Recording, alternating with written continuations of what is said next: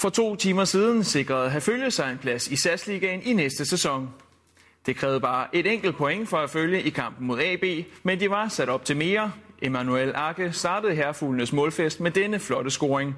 Herfølge vandt 4-0, og dermed er de og Silkeborg klar til SAS-ligaen til stor glæde for sportsdirektør Per Rud. Det er jo en fantastisk forløsning, fordi vi har jo ligget her rigtig godt med i rækken gennem hele året, og vi har hele tiden sagt, at det kom for tidligt, og vi vil bare tage det stille og roligt. Og kunne vi være med hele vejen sådan hen mod slutningen, så ville vi være stolte af det, bare vi sluttede i top 4, så det er klart at så ende med at suse op med runde 40, ikke?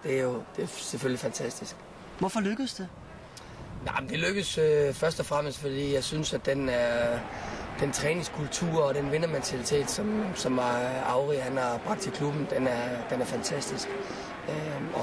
Og det er her lige i sejrens stund her, der må jeg bare sige, at det spillerne er præsteret, det er unikt. Og det sammenhold, som der har været, sammenholdt med den måde, som Auri har arbejdet med tingene på, jamen, det har jo gjort, at vi med små budgetter har kunnet overhale alle de andre. Det er fantastisk. Hvordan skal det her fejres i aften? Jamen, det kan jo næsten ikke fejres anderledes, end at vi vælter Herfølge stadion i aften. Det er helt klart. Jeg havde en god fornemmelse i morges, så jeg valgte at tage en madras bag i bilen, så må ikke jeg overnatter i massagerummet eller sådan noget i nat, det vil jeg tro.